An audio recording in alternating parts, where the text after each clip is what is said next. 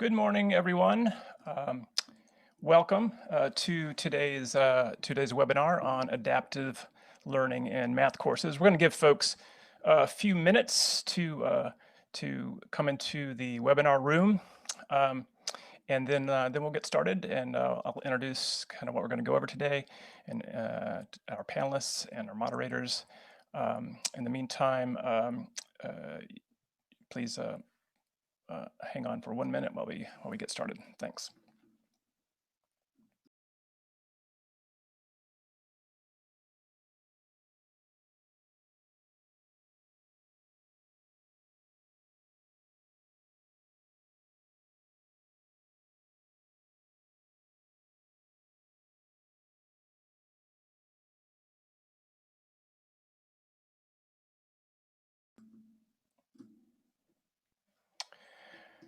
Okay, welcome everyone to today's webinar. My name is Richard Sebastian.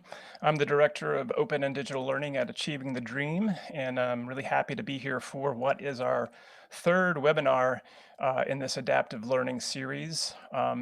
This series is sponsored by my organization, Achieving the Dream, as well as the Every Learner Everywhere network, which we'll talk about in a second. While we're getting started, your camera and audio are going to be muted during the webinar since there's so many people today. But if you do have any questions or for the panelists or comments today, please feel free to put them into the chat on the right-hand side. And I would encourage you to select all panelists and attendees if you want it to go to everybody. If you just want to send a message to the panelists, you could do that as well. Also, I just want to let you know that closed captioning is available. So you just have to click on the closed caption icon in your toolbar at the bottom, and you can access that as well as click to open the chat. So a few housekeeping things. And something I would like to ask right off the bat for everyone to do is, if you could, post your name, what institution you're from, and maybe your role at that institution into the chat, so we know who's joining us today, where you're coming from, and everyone else knows as well. So if you could post that in the chat, that'd be really helpful. I want to also say that we are recording today's webinar, so if you have to leave early or if you want to share the recording with colleagues, we will send that out after the webinar is over, along with the slides that we're sharing. We'll take care of that for you. And thank you. I'll see some of the posts coming in. Thanks for sharing that and seeing who's here today. We have approaching 90, maybe 100 folks who are joining us today, so it's really great. So first, let me just tell you who's kind of moderating the session today. I'm joined today by Nate Angel. He is a Every Learner Everywhere coach. He's been helping ATD work with the colleges, the 7 colleges in our ELE Lighthouse institutions and the community colleges there. And so he's going to be moderating today's panel. I'm also joined by Dr. Rwanda Garth McCullough. She is the Associate Director of Teaching and Learning at Achieving the Dream, and she heads up ATD's work with the ELE, or Every Learner Everywhere network. And again, I'm Richard Sebastian, the Director of Open and Digital Learning. Our panelists today are going to be Blerta Hereditario. I did not say that correctly, but I gave it my best. She's a math faculty from Lorain County Community College in Ohio. So she's going to be sharing her experience with adaptive learning in her math courses. Lainey Culligan, she is also math faculty, and she's at the Indian River State College in Florida. And also Nicholas Shore, who's a professor and chair of mathematics at Miami-Dade College, also in Florida. So that's who you're going to hear from today during the webinar. But first, we're going to hear a little bit about the Every Learner Everywhere network project, if you don't know anything about it. And so to do that, I'm going to ask Rwanda Garth McCullough if she could tell us a little bit about the ELE network. Thank you, Richard.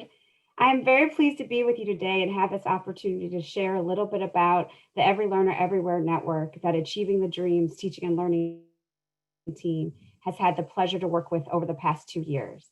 The Every Learner network includes 12 partner organizations funded by the Bill and Melinda Gates Foundation with the mission to work with colleges to improve student outcomes and address equity gaps for first generation low income students and students of color. Next slide, please, Richard. The network partners are working to support the use of best practices with digital learning technology to improve teaching and learning in the classroom. The first phase of the initiative focused on adaptive learning and supported 12 Lighthouse institutions to integrate adaptive courseware in their gateway courses. Next slide, please. Each of these colleges shared the goal of increasing their student success rates in their courses. An adaptive courseware, if you're not aware, is a digital teaching and learning tool that provides personalized instruction based on a student's response. Next slide, please. The software adjusts the level of difficulty and amount of the questions students complete based on how they respond. At its best, the software operates like personalized learning paths through the content within each course. And on the next slide, you'll see that ATD provides technical assistance to 7 community colleges, and our partner, Association of Public Land Grant Universities, APLU, provides technical assistance for 5 four-year institutions through Every Learner Everywhere. And these institutions are located in Texas, Ohio, and Florida. The next slide gives a preview to our preliminary findings. So we are already seeing the benefits of this work from our pilot and first implementation phases. And we're seeing that 90% of the instructors in the pilot said they believed that adaptive courseware increased student learning. And it was a consistent finding that faculty found that adaptive courseware increased student confidence and engagement in learning. And that came from student focus groups and surveys, as well as faculty interviews and surveys. And the adaptive courseware also increased opportunities for faculty collaboration and course alignment and redesign. And it was found that faculty who used adaptive courseware were more likely to report using evidence-based teaching practices during their terms. And one of the unexpected but really wonderful findings was that during the rapid shift to online instruction, both students and faculty reported less transition issues. They had a more seamless transition to online because they were already using the software, and the students were already in the rhythm of what to expect and how to submit their work and prepare for class. So I will now pass the mic back to Richard. All right, thank you, Rwanda. And just a note about Achieving the Dream.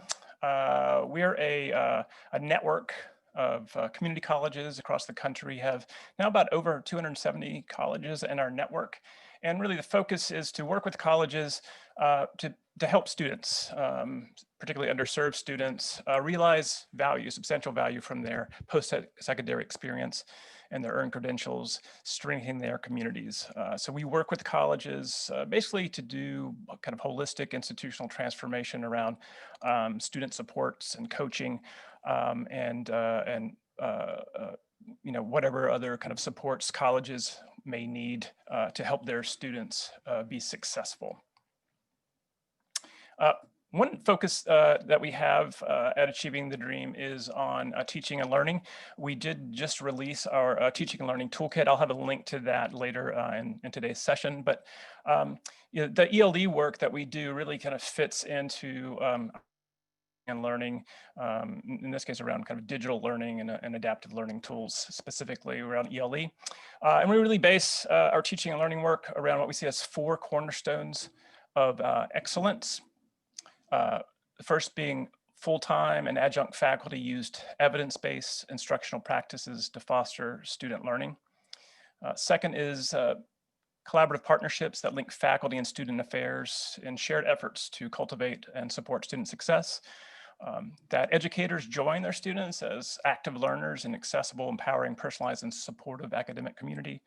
And finally, that the institutions embrace professional learning for continuous improvement, realigning their expectations in hiring, evaluation, and promotion. And as you'll see in the toolkit, if you've seen it or if you're going to download a copy of it, the work that you're going to hear about today, the adaptive learning work that these faculty have done in these math courses, it really kind of aligns with really focusing on kind of classroom interactions and engagement, and really kind of personalized engagement in this case for adaptive tools.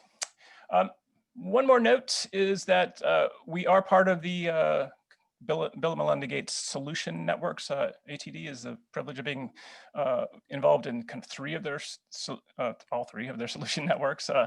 Besides Every Learner Everywhere, we're part of NASPA, which is a Student Affairs Administrators organization or network that's supported by many partners to focus on kind of that area of work and higher ed, as well as Strong Start to Finish. We're part of these network solutions, and Every Learner is just one of those, and we're really grateful and to be part of this work and supporting our colleges in kind of all three areas. So today our focus is on adaptive learning in math courses. The past two webinars we focused, last webinar a few weeks ago was on pedagogy, practice of pedagogy in the classroom. Before that was kind of a broader kind of overview of adaptive learning and adaptive learning courseware. So today's panelists we have three panelists today from different colleges. But first I'm going to introduce my colleague, Nate Angel, who's going to introduce the panelists and then moderate this session. Nate. Oh, hi, everybody. So greetings today, and I really want to thank Berta, Lainey, and Nicholas for joining us today. They're busy educators themselves, and I really appreciate that you were able to take time out of your work to share with these other folks who joined us today. We have over 100 folks here, so it's great. And I just wanted to start out recognizing that, we're kind of all going through a special time now, especially in education in the middle of this pandemic. And so I want to start out by having each one of you kind of tell us a little bit about how life and your work is going for you now in the context of this pandemic. So I'm going to start out, I'll call on you each in turn so you can kind of give us an understanding of sort of where you are in your institution and what work there is like as an educator. And so I'll start with Blerta. Hi, everyone. I work at Lorain County Community College. It's been challenging to say the least. We went remote in the middle of March. And at that point, we had spring break plus an additional 2 days to take all of our courses online. And I struggled tremendously at first. I didn't know how I was going to teach. And I was getting a lot of feedback from students saying that I'm working a lot and I'm not going to be able to meet you at the specific time. And so I had to find a way to record a lot of my lectures. So I purchased a new computer, which allowed me to have a stylus to write on the screen. And Canvas for us has Kaltura, which allowed me to record videos.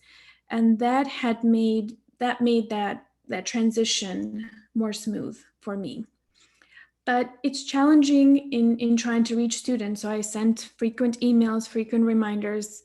I try to promote discussions in Canvas, and we're all trying our best, I suppose.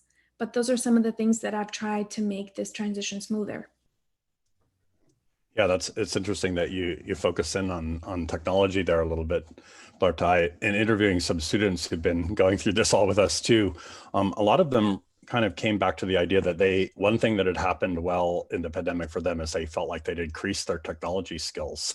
So absolutely, I totally agree. Like, I wish I had known about Kaltura previously, because I utilized discussion forums previous to this pandemic, but I didn't have a way to create like a very brief, like 2-minute explanation. And now I do that all the time. If a student posts a question, especially with statistics, you have to utilize a lot of software to manipulate the data, and being able to show them how to go through those steps, it's amazing. I wish I'd known about it like 10 years ago. Yeah, so there's a silver lining there, maybe. And how about you, Lainey? The same question to you. How has life and work been going for you in the context of the epidemic? Well, hello again, everyone.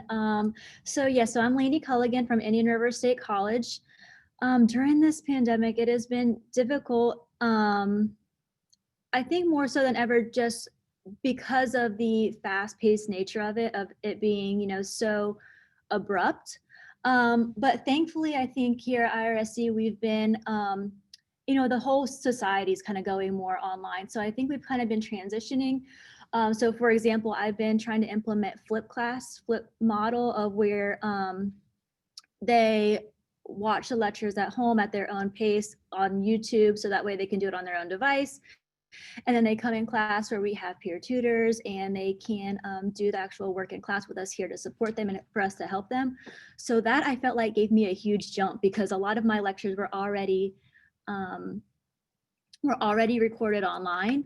And I was kind of used to that whole recording lecture things, but likewise, I also had to get new technology. I had to get a new iPad so that way I had the right stylus that worked just to kind of make everything easier. And it was hard because I felt like everyone was getting new stuff. So it was hard for our students and for us as well.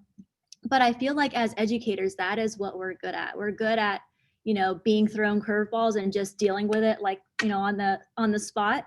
So as a whole, as educators, I felt like given the crazy condition, the crazy challenge, we took it on, full force and really took advantage. And like we said, there's some silver linings. Yes, it was difficult. And I feel like I'm still recovering, I guess, from the trauma, but it's definitely some silver linings in that, yes, there's great technology that we now have available. I really feel like it enhanced our courses for the future for students that have whether they're out because they're sick or whether they're out because of some, they're on vacation, who knows why they're out, if they just, miss a day or just want to go back and rewatch a video, for example, they have that option. So I think it definitely enhanced, I know for me, my courses and my teaching, and hopefully enhance the students' learning.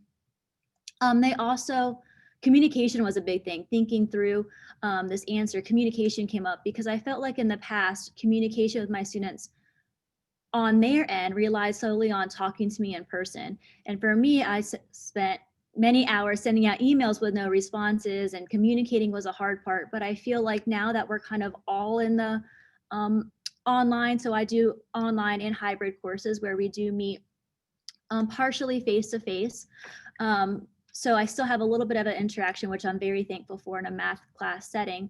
But being online has really helped me and helped them to communicate online, and I feel like I'm just communicating with them better and they're communicating with me what their needs are, how I can help them. So I feel like there's definitely some silver linings amongst all of this madness. Yeah, and I think that's one thing that I really pulled out of what you were saying there is like, I think we need to be patient with ourselves and with our students both, because, we're all dealing with like a whole variety of new situations, not from the technology to, the economy to social parts, it's all different. And so, giving ourselves that space and them, I think is important. So I also want to give Nicholas a chance to talk about how life has been and has been for him during in the pandemic. How's it going, everybody? I'm Nicholas Scher from Miami-Dade College. In terms of life in the pandemic, really what it's done is it's accelerated our aspirational plans. About 5 years ago, when I started becoming the department chair for the department, one of our aspiration plan was to increase our technology use. And I heard Lainey and Loretta mention the fact that they actually went out and bought some computers with stylus. So we started that 5 years ago to make sure that every single one of our faculty members had this technology in their hands.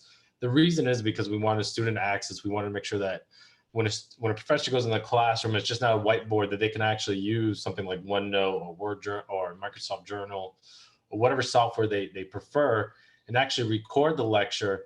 So in case a student missed a class or they needed a note taker, that we had a way to get that information to the students.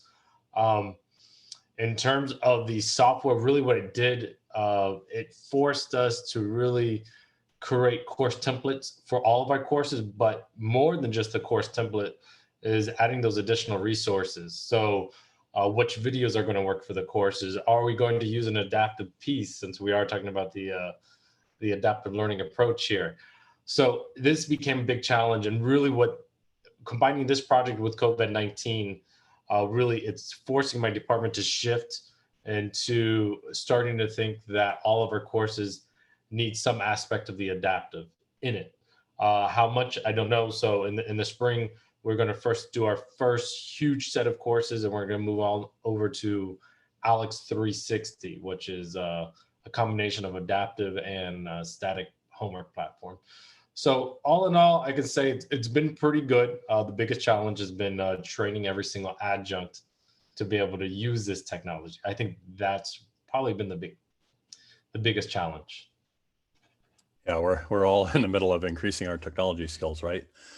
Well, let's actually turn now to our main focus now on the adaptive learning. And just to set things up, I want to just describe a little bit of the data behind each college and what they did with adaptive in the context of this program with Every Learner Everywhere and Achieving the Dream. And so at Indian River Laney's College, they started in last fall and were focused on math courses, and you can see they were a couple different courses there with 235 students, and then they've been continuing that in the summer. And I think, if I'm not mistaken, Laney, you have adaptive classes running this fall as well. That is correct. Yes, we've actually even implemented it now into college algebra, so that way we're taking it on to the next course level. Right. Yeah. So it seems like at most schools that have started down this path, they've just increased their usage of adaptive. And then for the next slide, at Lorraine, which is Blerta's school, you can see a little bit smaller cohort in last fall. Again, doing some math, but also some business administration. And then again, they've continued that in the summer. And Blerta, your school is also continuing with adaptive, is that right? Yes, we currently are continuing as well this semester as well. Yes. And is that in math and business administration? Yes, I believe so. I know for sure for math, and I believe yes for business administration as well, but I'm not 100% certain on that part. Got it. And then finally at Miami-Dade, Nicholas's college, you can see they were a little bit larger. They had more folks starting out in the fall, and with just the primary focus on math, which is Nicholas's department. And has it continued to expand this fall there at Miami-Dade, Nicholas? Yeah, we continue to expand this fall. And this fall, fall 2020, we approximately have, I'm just looking at the data, 600 students enrolled in a class that is going to be offering an adaptive platform for college algebra. And we continue to improve, and we're adapting that to our integrated college algebra, which is pre-calculus and college algebra combined for the spring. That's great. Well, and so I know one thing that everybody has sort of asked for in the webinars that we've had is it's sometimes hard to really grasp what this adaptive experience is like for both the teachers and the students. And so I've asked each one of our panelists today to just give us a little short look into what things were actually like in the context of an actual class they taught. So I want to start out with Blerta. And so if we can quickly shift who's sharing their screen here from Richard to Blerta, give us a second to get that going. And then I'm going to ask Blerta to just quickly walk us through a scenario of the class that she was involved with. And they will talk about the products that they were using. Robin, I see your question there in the chat as we go along. So I'm going to step out of the way here and let Blerta, we see your screen. You want to just go into present? Yep, there we go. Perfect. Okay, we got our technology skills are aces now. Okay, I'll let you go away with the Blerta. Thank you. So as I previously said, my name is Blerta Hereditario, and I am going to discuss today some of the lessons that we've learned from utilizing adaptive courseware here at Lorain County Community College. And this college is located slightly outside of Cleveland, Ohio. So the course where we decided to implement the adaptive courseware was our introductory non-calculus based statistics course. The course discusses some data collection, data description, basic probability, sampling distributions, probability distributions, and confidence intervals, and hypothesis testing. I actually, I don't know if I should say this, but it's my favorite course to teach because it's as real life as it can possibly get. We place an emphasis on using technology to solve problems that involve real life data. And just recently, when remdesivir came about and Dr. Fauci mentioned the p-value, I talked about it to my students because that's exactly what we were discussing at that point. And it was like this amazing thing, like statistics in real life. Just for perspective, in fall 2019, we had 798 students enrolled in the course, but fall 2019 was also the first semester for which we started implementing co-requisite courses, Math 068 specifically. And so 238 of the students of the 798 students enrolled were concurrently enrolled in both courses. So the textbook that we utilize in the course is Statistics Unlocking the Power of Data, the second edition by the Locke family. And the textbook comes along with Wiley Plus, which is the online homework system that we utilize. My colleague, who is the coordinator of the course, found out that there is adaptive courseware that goes along with it, which comes at no extra cost for the students. And the adaptive courseware has 5 chapter quizzes that we implement at the very end of each chapter. And so the students have to participate and have to complete 5 chapter quizzes. And this accounts for 14% of their final grade at the end of the semester. So just so that you can see the student view, here, step 1, the student would have to select a chapter, and then they would rate their confidence level.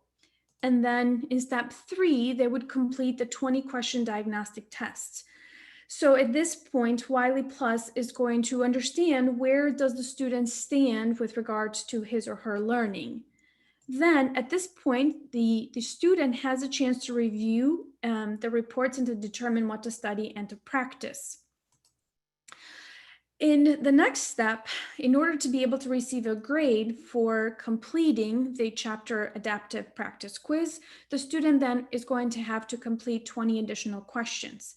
These questions are specifically tailored to that particular student, and they are based on how they responded to that first set of 20 questions. Now, I will say, they're not easy questions. They're challenging. They're going to push the student.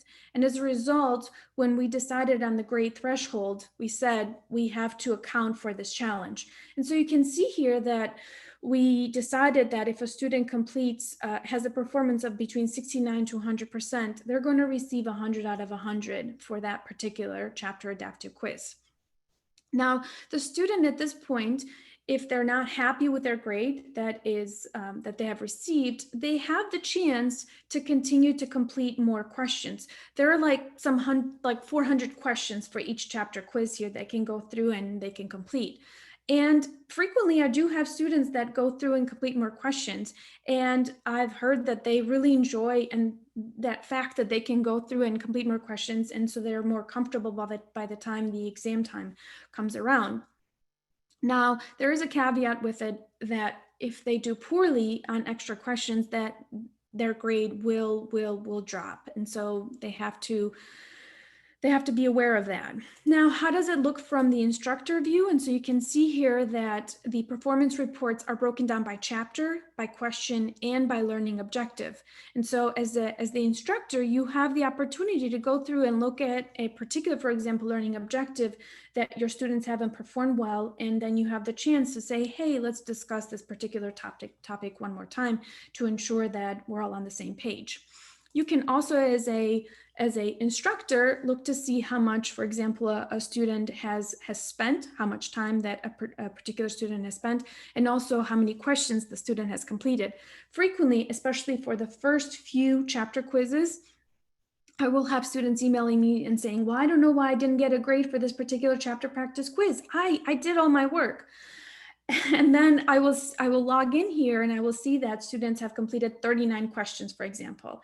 And so I'll say to them, well, let me give you a chance to complete that one extra problem that you didn't so that you can so you can receive a grade. But with COVID, even before COVID, after the due date, I do go in and check, hey, did everyone complete it? And I do send an individual email to each student saying, hey, I noticed you didn't complete this. Let me know if you need me to extend the deadline. I think we all have learned to be a little bit more, what's the word I want to use here? I can't think of one. Empathetic or? Yeah, absolutely. We there's just a lot of challenge happening in all of our lives, and so we need to be a little bit more adjustable to that challenge. So That's really great, Dr. Thank you. So I think that gave us a little bit of some good insight into what the basic adaptive experience is like, both for students and teachers. And remember back when Rwanda kind of had that slide up of the different pathways that folks take, and I think Blarta did a good job of kind of exposing us to how that happens. So I really appreciate that. And just so we're going to start off now with getting an introduction from each one of our panelists, sort of like Blarta did about the context of a particular course.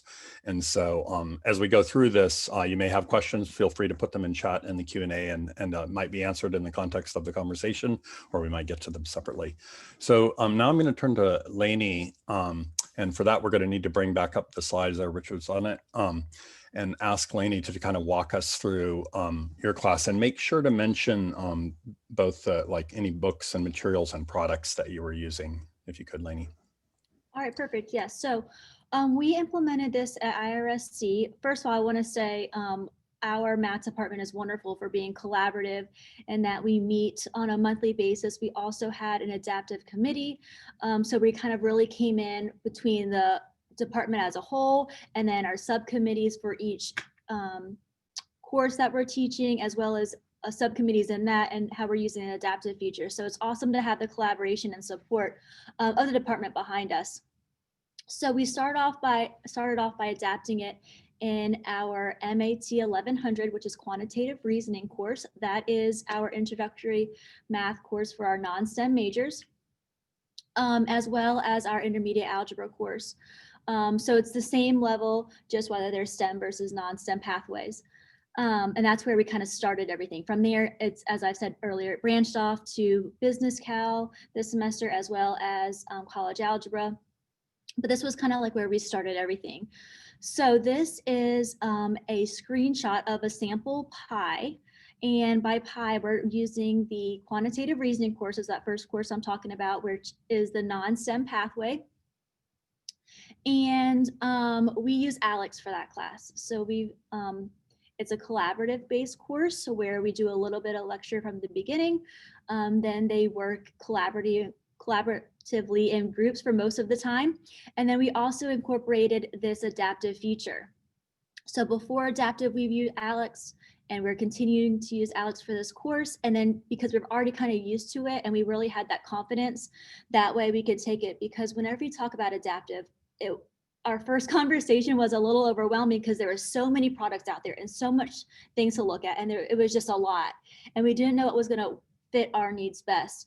So we decided, instead of spending our time kind of in all different little pieces, let's just hone in on what we're already using, what we're already comfortable with what our students are already comfortable with, and then kind of taking that and tailoring it to our needs. So that is why we chose to use ALEKS for this course, and it's been great. So in that, before our adaptive features, we had static homework and quizzes. So typical old school, it is virtual. So it is on the ALEKS online platform, but it's static homework and quizzes, meaning every single student has the same exact homework questions, the same exact quiz questions. It might just differ by the numbers that are in their problems, which, like I said, was very traditional. At first, it seemed like the easier option, but then now that we got used to what we're doing now, this is actually, it doesn't take any more time or anything like that. Speaking of being overwhelming, I think that was my biggest fear, I guess, coming into this. It was so overwhelming, and I was scared of not only choosing it, but implementing it, and everything like that was very overwhelming. But now that we do it, the forefront was work. But now that we have it implemented, I think it was 100% worth that that forefront effort that we put in, like I said, collaboratively as a department. So going back to how we use ALEKS, we are, the students start off coming in the first day. If you just go back to that one screen real quick. Yes, I'm sorry. I will try to speed up, but there's just so many good things to talk about. So the students come in. I'm not rushing you. I'm sorry. I'm just. Oh, no, you're good. You're good. So our students come in the first day of class and we kind of talk about what this is. A lot of these students, this is their first semester in class for this population of this course. So they come in, you know, deer in the headlights looking, they're overwhelmed at first. So we kind of talk to them and introduce them to how the class is going to be. It's not a traditional class because we use the collaborative features as well as the adaptive features. We kind of explain everything and get them, you know, logged in. Everything's great. Usually about the second day of class, we do an in-class knowledge check, an in-class diagnostic. It's just a participation grade. It doesn't affect their grade, but it does create this pie. So we've found that doing it in class, they take it more seriously. I know there was a question on the chat about, do they just, you know, go through it? We explained to them that this is what creates their pie. So, and this is a picture of a student. Actually, it was one of the other professors that they did it as a student view.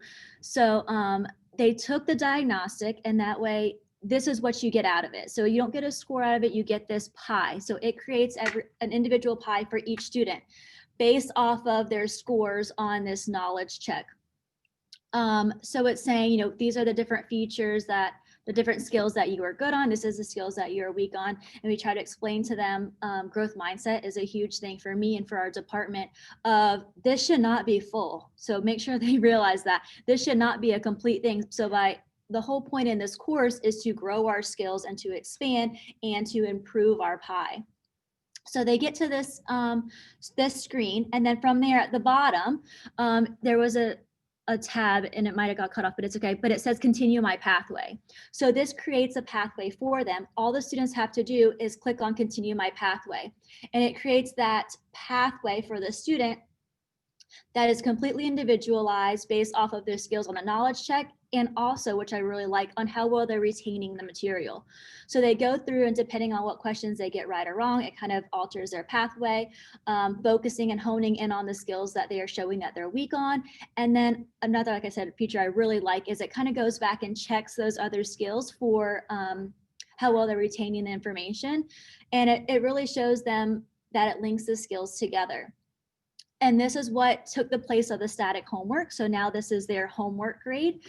And then they also have the static quizzes still. So that way they have some consistent method of, you know, because the test is going to be static, obviously a test using the same ALEKS platform, but it's going to be a static test where everyone has the same questions, you know, different numbers, so to speak. So I want them to get used to that and practice that for the test, yet these skills are being built on to get to that level.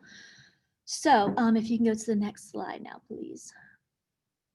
Perfect. So this is what it looks like kind of on our end. So each little section of our pie, so to speak, has different objectives.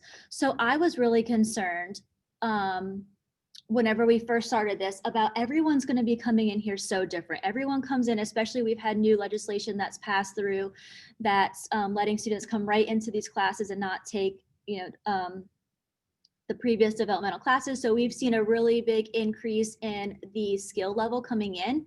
So we really wanted to narrow that gap, narrow the equity gap, and kind of get everyone on the same page, especially when they leave here. So I was very frightened in the sense that everyone's going to be different. But I wanted to show you this screen to show you that it's not. We're all on the same page and it correlates exactly with what we go on with the class. So for example, the first week, if we do 1.1 and 1.2, they have those objectives and that deadline, that specific deadline that it meets. So that way we're all on the same page, even though the questions are different and adaptive and individualized for the student, it's all on the same topic.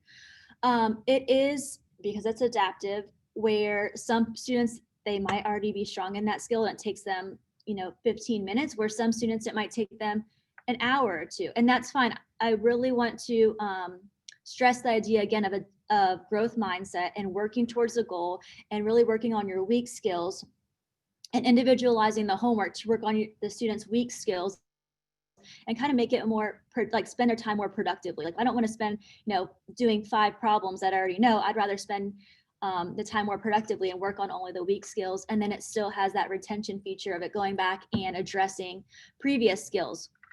So this is our way of having due dates that kind of keep students in check. With that being said, even though they hit the due date, the student has the opportunity to continue because they still need those skills. Obviously, math, we need those foundational skills to move on. So they still have the opportunity to do those. And then at the end, we have our individual objective, which are these lists right here, the objectives for each lesson, grade. And then we also have an overall PI completion grade. So if students get behind, if they miss something, everything happens with students, especially during this crazy time. They want to continue to complete their PI, not only because we need to complete those skills to move on and build on those skills for our next skills that we're working on, but we also want to work on it for your PI completion grade. So that's kind of a way of addressing that. So usually in class, what we kind of do so that we kind of see what it looks like in class is we spend the first 10-15 minutes kind of bringing everyone together, having a whole class discussion on the topic, kind of making sure we're all starting off on somewhat on the same page.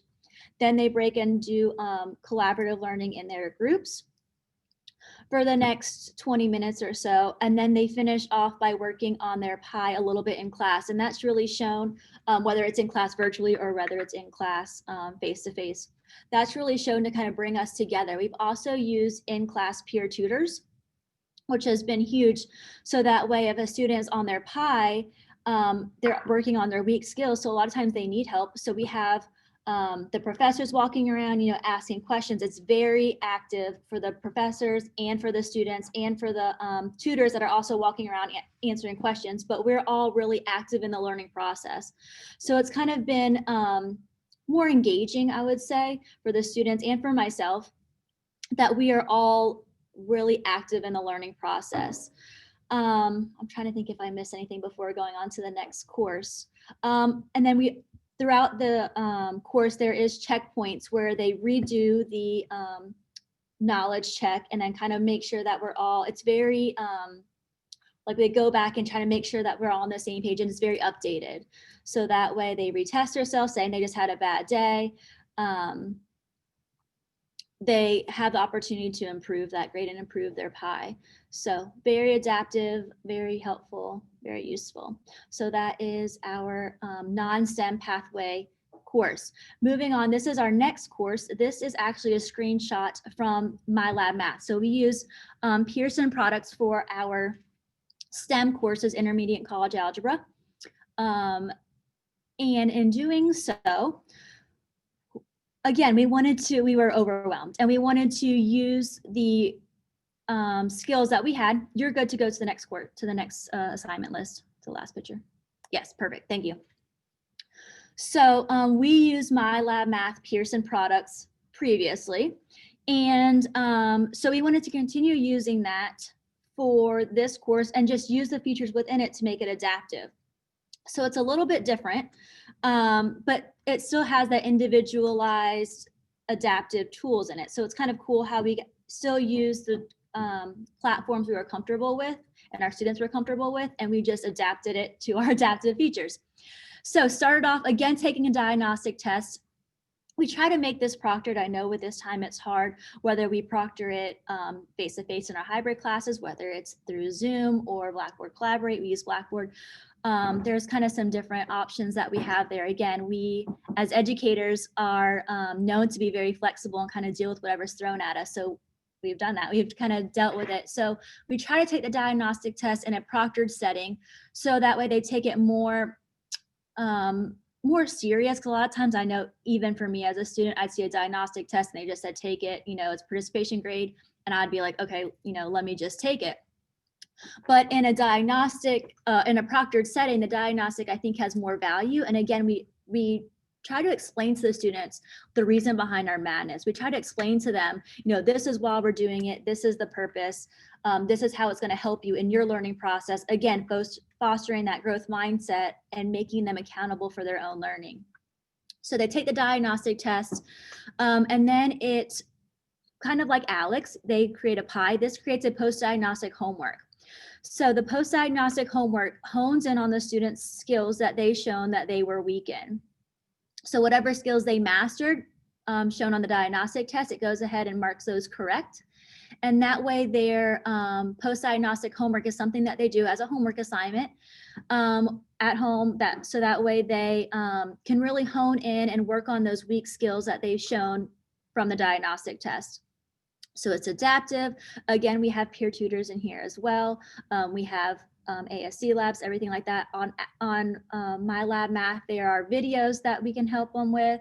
There are videos, there are the built-in Pearson videos. There's a lot of resources to help them with these skills that they've shown that they're weak on. And it's kind of the opposite. So in the quantitative reasoning course, their homework is adaptive and their quizzes are static. So meaning their homework is adaptive to their skills that they need, and it's individualized for every student, and the quizzes are static. Here it's backwards. So our homeworks are static. So that way they get a chance to practice the different homework assignments, just like normal. It's the same for everyone, just different numbers. And then once they've spent the time practicing, then we want to get to the test. I found in my experience teaching math thus far that a lot of students don't know how to study, especially in these first-time college students, whether it is their first semester, they don't know how to study for math. So I really want to help them learn how to study for math and learn how to study for their future benefits or future classes, whether it's math or any other subject. So what we created was an adaptive quiz. So they start off by taking the pre-quiz, and it's in order. So they just work their way down the list. It's very intuitive. It's very easy to use. All they do is work their way down the list and they're good to go. So they start off with that chapter 1 pre-quiz. They take it as it's a test-like setting. So even though they take it at home, I tell them, pretend this is the test. You've spent the time practicing, pretend it's a test, and see how well you do on it. So based off of what they get on the pre-quiz, then they have the adaptive feature, which is the actual quiz. So just like the diagnostic, it shows whatever they got right on the pre-quiz. It automatically marks it right on the quiz. Then they're left with this questions that they didn't know. They didn't prove that they mastered them yet. So it's really adaptive in the sense that here's everything you need to work on and you need to study personally. So it really helps them do that. So that's how the quiz works. Hey, Lainey, I just wanted to interrupt for a second.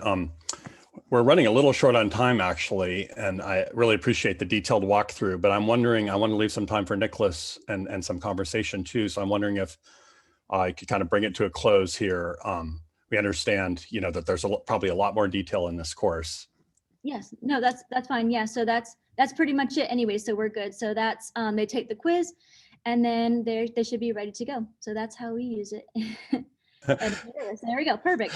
I know I remember from talking with you before, you're so excited and enthusiastic about what goes on. You just love to talk about it. That's great. So I wanted to take this opportunity. We see your questions coming through, and we'll be working to address them in the rest of the conversation. But I wanted to give Nicholas a chance to kind of just give us a bird's eye view of a course there at Miami-Dade. Yeah, I'll try to keep it short. Basically, the way we view as adaptive learning or artificial intelligence is a way that's supposed to make our lives easier, because we really were using this as a platform for our adjuncts. So we wanted to make sure that when we incorporated this adaptive learning, that it's almost the professor didn't even know it was there. So what we did is we created the My Math Lab with the integrated review and also skill builder.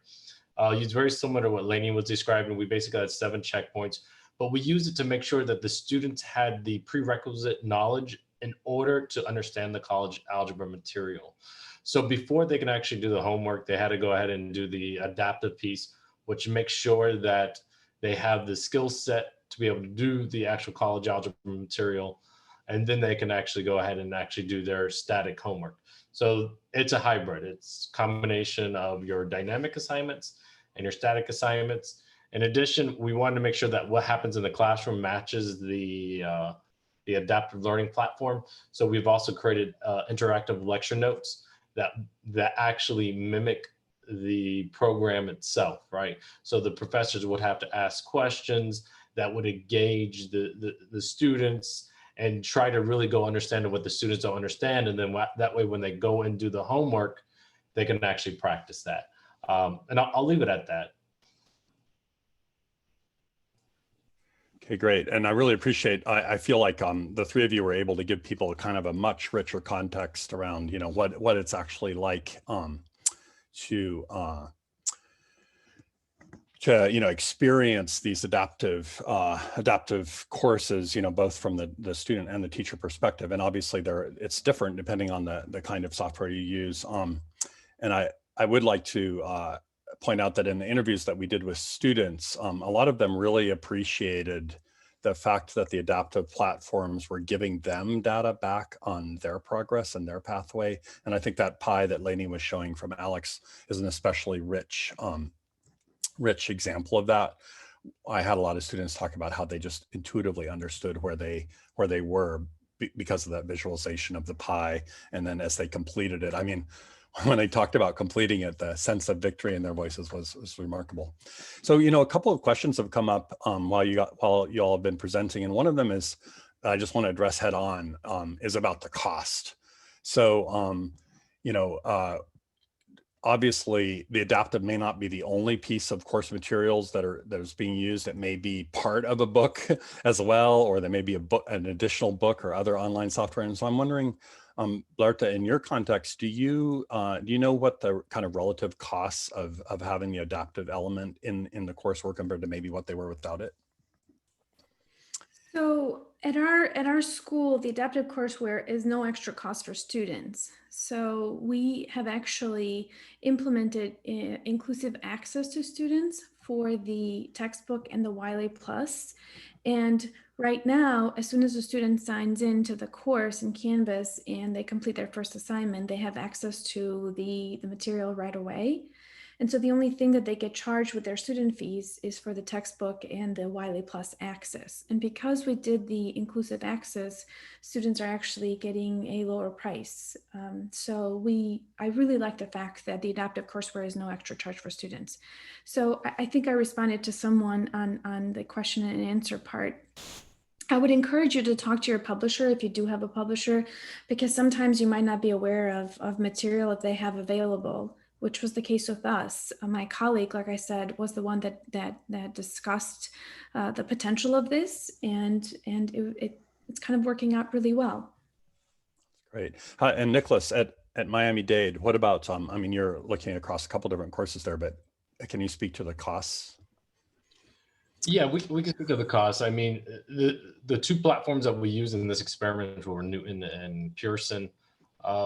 Both were pretty cost saving. I mean, in terms of Pearson was $70 on the student cost, and in terms of Newton it was $35. And was that in addition to other costs, or? So that's an addition. Basically, this included the textbook, well, a virtual copy of the textbook and the online homework platform and adaptive learning piece. Alex 360, which is one that we're moving into, probably would be one of the most expensive platforms. I think it's about $120 per student, but once again, it includes everything. So still about half the cost of the traditional textbook for the course. And some of those platforms, I think, they can use them for more than one class. Is that right? Yeah. So, I mean, our calculus series, or even some of our algebra sequence, they can go college algebra, pre-calculus, trigonometry, and that's all the same book, or Cal 1's Cal 1, Cal 2, Cal 3. Our liberal arts is liberal arts 1, liberal arts 2.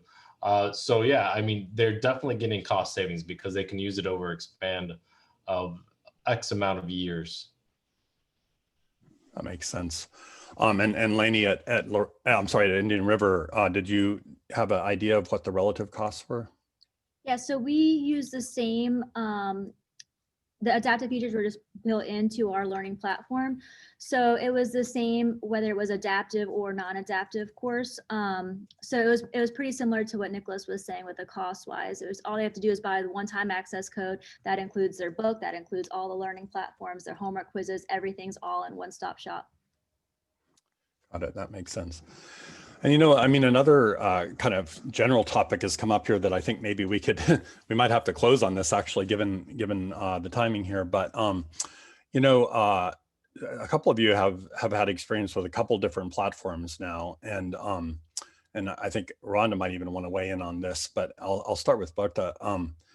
Do you feel like, in your experience, that there's been any sort of like, crystallization around what adaptive really means, or is it still kind of a practice that's experimental and there are many different flavors of it?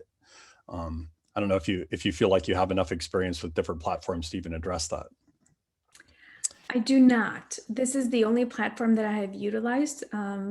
So I'm not sure that I would be the best person to answer that question. It was challenging at first to answer questions from students, because I kept looking around like, how do I answer this question? I don't know what they're referring to. So I would strongly encourage each of you, if you do plan on utilizing whichever platform you utilize, I would encourage you to take the test yourself. In fact, that's what we did at our school at first. And even though, we're highly educated people, we got tricked by some of these questions. By reading it, we would get the answer wrong. And so based on that, it made the decision on what should our grade threshold be. So whatever platform you decide to go with, I encourage you to look at it from the student perspective first, so that you're aware of what kind of questions to anticipate. And Nicholas, what about you? Have you had experience with different platforms? So yeah, I mean, I've had experience almost with all the platforms. Alex 360 is the newest one out right now. Wiley, I've used Wiley Plus. I've used WebAssign, built assignments in Blackboard. MyMathLab is probably one of the more popular ones out there right now. So really, I use all the platforms, and the way that it's set up at our college, it really depends upon how the department votes. So the department votes on the particular textbook. Textbooks come with each with their own platform. Based upon that platform, we'll go ahead and deliver the product that we think. So that's why we came up with these interactive lecture notes to ensure that we were all on the same page on what we're going to teach. And there were some questions about it. I'll just do a quick little chat about it, if you don't mind, Nate. Sure. Yeah, if you can do it in less than a minute. So we're running out of time. I was about to say 30 seconds. Okay. Basically, those interactive lecture notes are just basically, they tell the professor key points where to give exercises and questions so the students can discover concepts in mathematics, or the professor can ensure that the students are actually learning the material correctly, actually by seeing how their students are performing. Great, that makes sense. And I'm sorry to have to wrap up here, because I feel like we just got started, but we're actually at the end of our time here together. So I really appreciate what you've all brought and all the questions that everybody has asked. I'll just mention to Michael asked a question about data and analysis around comparing student performance and student success in these different contexts. And that's a whole big topic. And I'm sure that ATD can provide some further context around that. There's been a couple of other opportunities to learn more about the data outcomes from this experiment across all the different colleges, both 2-year and 4-year. So with that, I'm gonna actually need to hand it back to Richard Sebastian at ATD so he can bring us to a close. But before we go, a round of applause for our panelists. Thank you folks. I really appreciate your being here. Thanks, Nate. Yeah, and once again, thanks to our panelists today. Really appreciate you being here. Thanks to Rwanda as well for leading this program and being here today. A few things before we go. I know we're getting very close, a couple minutes left, but I wanted to share a link once more, and hopefully Nate can put it into the chat, of our teaching and learning toolkit. It's free, and it's a really valuable resource that just came out just a few weeks ago. So I really encourage you to check it out. There's, it's a got lots of useful worksheets around those cornerstones I talked about, and kind of activities and ways you can kind of move through it and really kind of focus on teaching and learning at your institution. Certainly take advantage of that. Also, really quickly, our next and final webinar, sadly, in this series is going to be on November 18th. So it's similar today, except we're talking about science courses. So we're going to be focused on the adaptive learning and adaptive learning courseware used in science courses at our colleges. We're going to feature a couple of community colleges as well as a 4-year college that's part of Every Learner Everywhere, that's led by APLU. I also wanted to share the links to the Every Learner Everywhere website if you want to find out more about this network and this program. And there's also a related site called Solve, and this is where the assets, the kind of a lot of the products that have come out of the Every Learner Everywhere project live. And so there are lots of different things that you can take advantage of around adaptive learning, learn more about kind of the work of the colleges in this network. So certainly check those sites out if you want to find out more. And finally, we want to hear what you think about this webinar today and any other ones that you've attended. So Nate's going to post the link to just a really brief survey. If you could take a moment and just let us know what you thought about today, how useful it was, any suggestions that you have. That would be really helpful to us. Really appreciate it, and it shouldn't take long. Once again, thanks to everybody today for being here. Thank you for taking your time out and joining us. Hopefully we'll see you on the 18th. And again, we will send out the slides and the webinar recording to everyone who registered for this. You're welcome to share that with your colleagues, anyone who may have missed this today. And with that, I'm going to go ahead and wrap it up. Thanks again, and have a great rest of your day and rest of your week. Take care.